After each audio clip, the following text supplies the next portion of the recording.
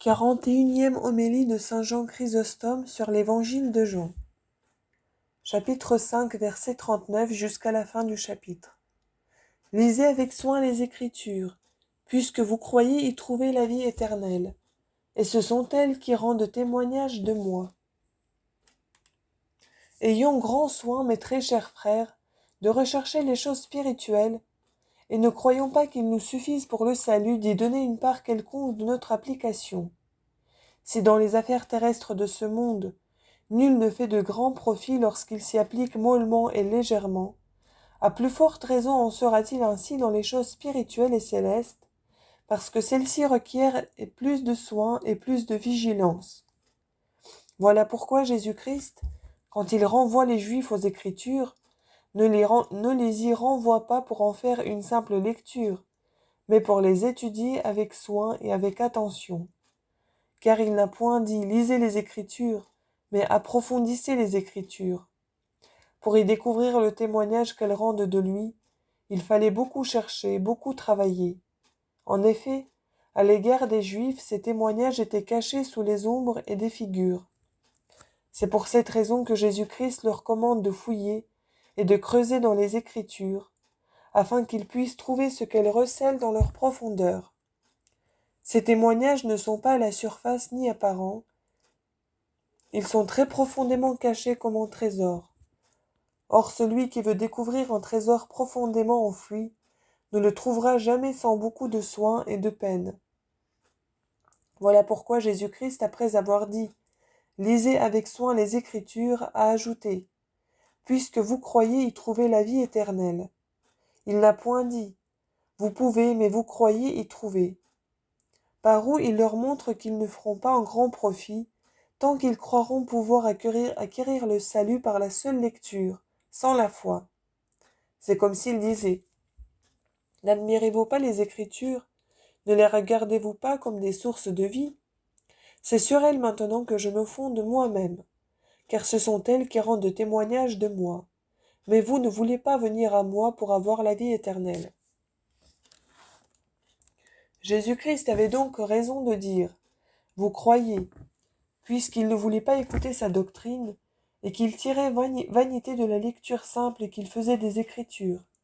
Ensuite, de peur qu'on ne le soupçonnât de vaine gloire, à cause du grand soin qu'il avait de se faire connaître, et qu'on ne pensât que dans son désir d'inspirer la foi en lui, il avait en vue ses propres intérêts, car il avait cité le témoignage de Jean et celui de Dieu le Père, il avait fait mention de ses œuvres, et il avait promis la vie éternelle, se servant de toutes ces choses pour les attirer et les gagner. Comme dis-je, il était croyable que plusieurs le soupçonneraient de rechercher la gloire. Voici ce qu'il a ajouté. Faites-y attention. Je ne tire point ma gloire des hommes, c'est-à-dire je n'en ai point besoin. Je ne suis pas de nature à avoir besoin de la gloire qui vient des hommes. Si la lumière du soleil ne reçoit point d'accroissement de celle d'une lampe, moi je dois avoir bien moins besoin de la gloire humaine. Mais si vous n'en avez point besoin, pourquoi avez-vous apporté ces témoignages? Afin que vous soyez sauvés.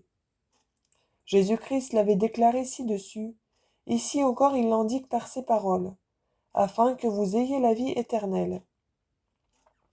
Il apporte même une autre raison, que voici. Mais je vous connais, je sais que vous n'avez point en vous l'amour de Dieu. Comme sous prétexte de zèle et d'amour de Dieu, souvent il le persécutait parce qu'il se prétendait égal à Dieu. Comme il savait aussi qu'ils ne croiraient point en lui, il a voulu les prévenir et les empêcher de dire « Pourquoi parlez-vous de la sorte? Je le fais, leur dit-il, pour vous reprendre, parce que ce n'est pas l'amour de Dieu qui vous porte à me persécuter. Car Dieu rend témoignage de moi, et par les œuvres et par les Écritures. Si donc dans la pensée que j'étais contraire à Dieu, auparavant vous me chassiez, vous me persécutiez, maintenant que je vous ai fait connaître la vérité, vous devriez vous empresser de venir à moi, pour peu que vous eussiez d'amour pour Dieu. Mais vous ne l'aimez pas véritablement. J'ai dit ces choses pour vous prouver que l'orgueil et la vanité vous animent, et que vous ne cherchez qu'à couvrir l'envie que vous me portez. Voilà ce que Jésus-Christ démontre non seulement par ce qu'il vient de dire, mais encore par ce qu'il ajoute ensuite, car il dit « Je suis venu au nom de mon Père, et vous ne me recevez pas. Si un autre vient en son propre nom, vous le recevrez. » Vous voyez, mes frères, que si partout Jésus-Christ dit qu'il a été envoyé, qu'il a reçu du Père le pouvoir de juger, et qu'il ne peut rien faire de lui-même, c'est pour ôter tout prétexte à l'endurcissement des Juifs. Mais de qui dit-il qu'il viendra en son propre nom? De l'Antéchrist. Et il démontre la malice et la méchanceté des Juifs par des preuves incontestables. Si c'est effectivement l'amour de Dieu qui vous porte à me persécuter, vous devrez donc à plus forte raison persécuter l'Antéchrist. L'Antéchrist ne vous prêchera pas une doctrine semblable à la mienne. Il ne dira pas que le Père l'a envoyé, ni qu'il vient de sa part et par son ordre.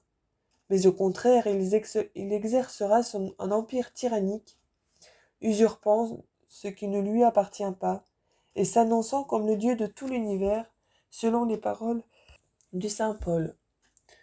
Il s'élèvera au-dessus de tout ce qui est appelé Dieu, ou qui est adoré, voulant lui-même passer pour Dieu.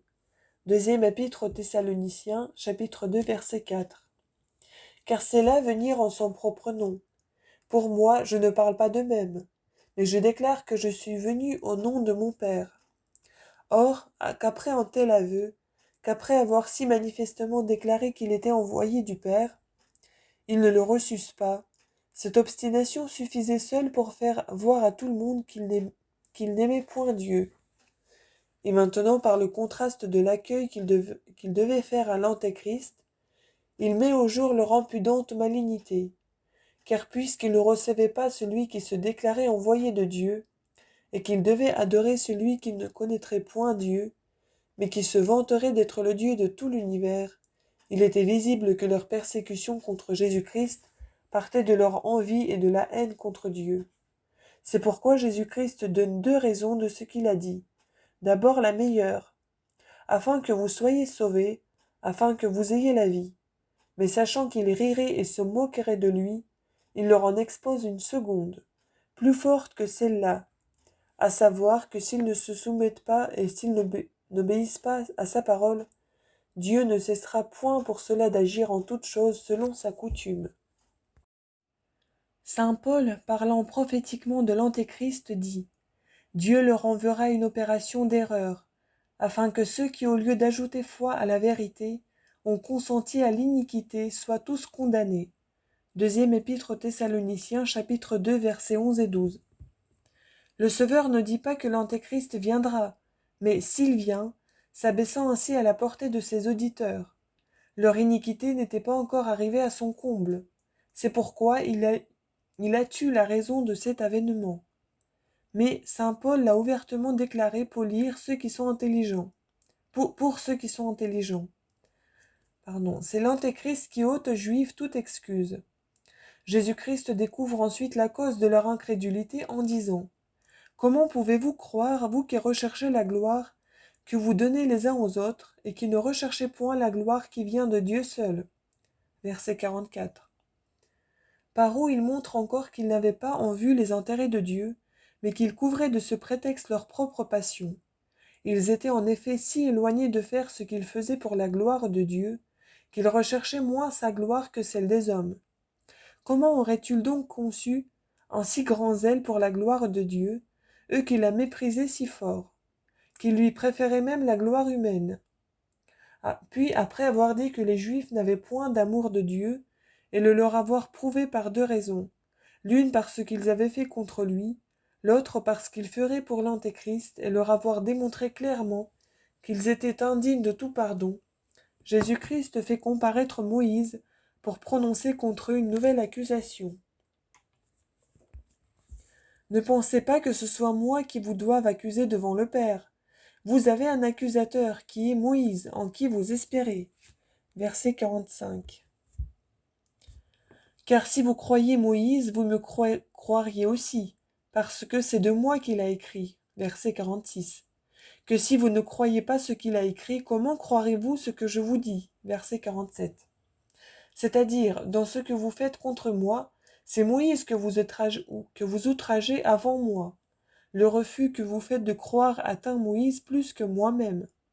Vous voyez de quelle manière il les pousse jusque dans leur retranchement. Il leur ôte tout moyen de justification. Lorsque vous me persécutiez, vous alléguiez l'amour que vous avez pour Dieu. Or, j'ai fait voir que c'est la haine de Dieu qui vous a poussé à agir de la sorte. Vous m'accusez de ne point garder le sabbat et de violer la loi. Je me sais justifié de cette accusation. Vous assurez que vous marquez votre fidélité à Moïse dans ce que vous avez la hardiesse de faire contre moi, et moi je montre que c'est là principalement en quoi vous désobéissez à Moïse. Étant sans faux que je m'oppose à la loi, que vous n'aurez point d'autre accusateur que celui-là même qui vous a donné la loi. Comme donc parlant des Écritures, Jésus-Christ disait « Vous croyez y trouver la vie éternelle ». Maintenant, de même parlant de Moïse, il dit « En qui vous espérez ?» Où l'on voit que le Sauveur les prend en tout par leurs propres paroles. Et par où saurons-nous, diront les Juifs, que Moïse doit être notre accusateur et que vous ne parlez pas en l'air? Qu'y a-t-il de commun entre vous et Moïse? Vous n'avez point gardé le sabbat qu'il a ordonné de garder. Comment donc se portera-t-il pour accusateur contre nous? Et comment prouverez-vous que nous croirons en un autre qui viendra en son propre nom? Toutes ces choses vous les dites sans témoin et sans preuve. Bien au contraire, elles trouvent toutes leurs preuves dans ce que j'ai dit ci-dessus. Puisque par mes œuvres, par le témoignage de Jean, par celui du Père, il est évident et certain que c'est Dieu qui m'a envoyé, sûrement il est aussi que Moïse sera votre accusateur. En effet, qu'a dit Moïse? S'il vient quelqu'un qui fasse des prodiges et des miracles qui amènent à Dieu, et qui prédise véritablement l'avenir, ne faudra-t-il pas le croire? Livre de Deutéronome, chapitre 13, verset 1. Jésus-Christ n'a-t-il pas fait toutes ces choses? Il a opéré de vrais miracles dont on ne peut contester la vérité, il a attiré tous les hommes à Dieu, il a confirmé ses prédictions par l'accomplissement des choses qu'il a prédites. Mais où est la preuve que les Juifs croiront à un autre? En ce qu'ils ont haï et persécuté Jésus-Christ. Ceux qui se déclarent contre celui qui vient avec l'aveu de Dieu recevront sans doute celui qui est son ennemi. Au reste, si le Sauveur, après avoir dit « Ce n'est pas d'un homme que je reçois le témoignage », cite maintenant Moïse, ne vous en étonnez pas. Ce n'est point à Moïse qu'il renvoie les Juifs, mais à la sainte et divine Écriture. Et parce qu'il la craignait moins que leur législateur, il le leur présente en personne comme leur accusateur, pour leur inspirer plus de crainte et d'effroi. Après quoi il réfute un à un tous leurs discours. Donnez à ceci, mes frères, toute votre attention. Les Juifs disaient qu'ils persécutaient Jésus pour l'amour de Dieu, et Jésus-Christ leur montre que c'est par haine de Dieu qu'ils le persécutent. Les Juifs se vantaient d'être attachés à Moïse, et le Sauveur leur prouve que leur persécution venait de ce qu'ils ne croyaient point à Moïse.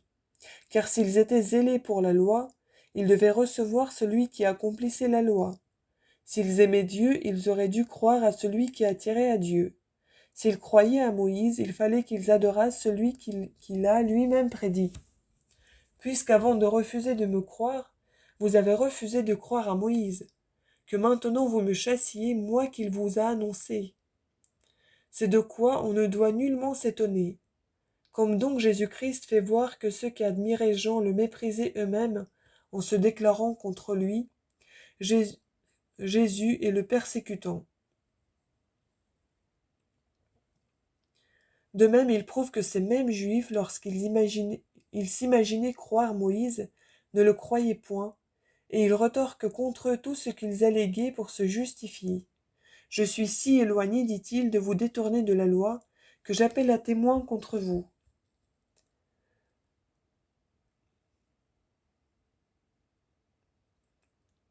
Votre législateur même.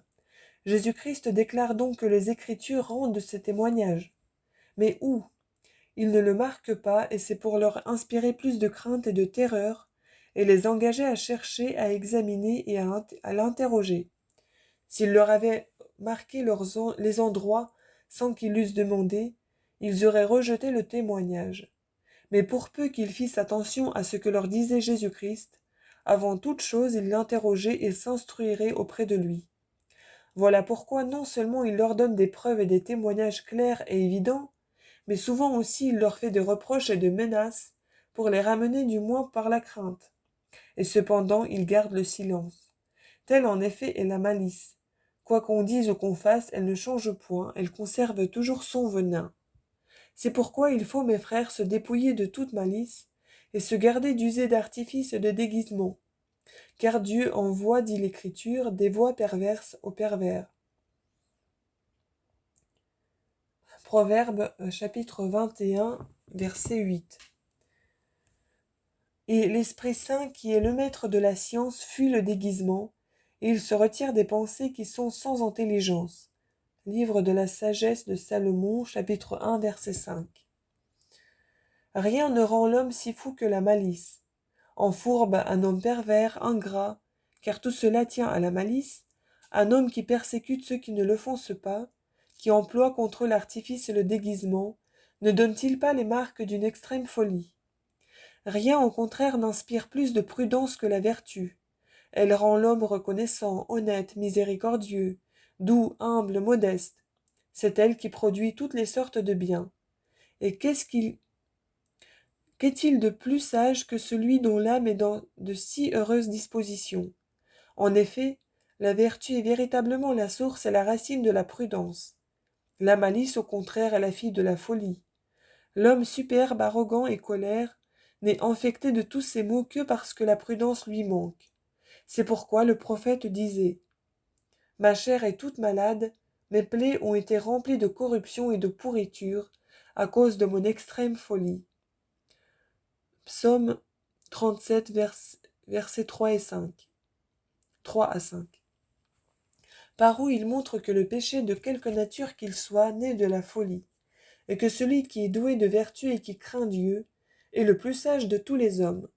Voilà pourquoi le sage dit « La crainte du Seigneur est le commencement de la sagesse. » Proverbe, chapitre 1, verset 7. Or, si celui qui craint Dieu possède de la sagesse, le méchant qui ne le craint point en est donc absolument dépourvu. Et puisqu'il est privé de la vraie sagesse, il est le plus fou de tous les hommes. Cependant, plusieurs respectent les méchants, comme pouvant leur nuire, leur faire du mal. Et ils ne voient pas, ils ne comprennent pas qu'il les faut regarder comme les plus malheureux de tous les hommes, parce que c'est dans leur propre sein qu'ils plongent leur épée, lorsqu'ils croient en frapper les autres. Signe visible d'une étrange folie, que de se percer soi-même sans le savoir et de se tuer en pensant faire du mal à autrui. Voilà pourquoi saint Paul, qui savait parfaitement que lorsque nous voulons frapper les autres, nous nous tuons nous-mêmes, disait « Pourquoi ne souffrez-vous pas plutôt les injustices? Pourquoi ne souffrez-vous pas plutôt qu'on vous trompe ?» Première épître aux Corinthiens, chapitre 6, verset 7. Car celui qui n'offense personne n'est point offensé, et celui qui ne fait point de mal n'en reçoit point. Je soutiens, quoique cela puisse paraître une énigme et un paradoxe à la foule incapable de raisonner. Sachant cela, mes frères, disons malheureux et plaignons, non ceux qui sont offensés et outragés, mais ceux qui offensent et qui outragent. C'est véritablement se faire tort à soi-même que d'attaquer Dieu et lui déclarer la guerre, d'ouvrir la bouche à 1000 accusateurs et de se faire une mauvaise réputation en ce monde, en se préparant des supplices immenses dans l'autre. Comme au contraire souffrir courageusement les injures et les outrages, c'est de quoi se rendre Dieu propice et favorable et s'attirer la pitié, l'approbation et les louanges de tout le monde. Ceux donc qui donnent un si grand et si bel exemple de philosophie chrétienne seront illustres et célèbres en cette vie, et en l'autre ils jouiront des biens éternels, que je prie Dieu de nous accorder à tous, par la grâce et la bonté de notre Seigneur Jésus-Christ, avec qui la gloire soit au Père et au Saint-Esprit, maintenant et toujours et dans tous les siècles, ainsi soit-il.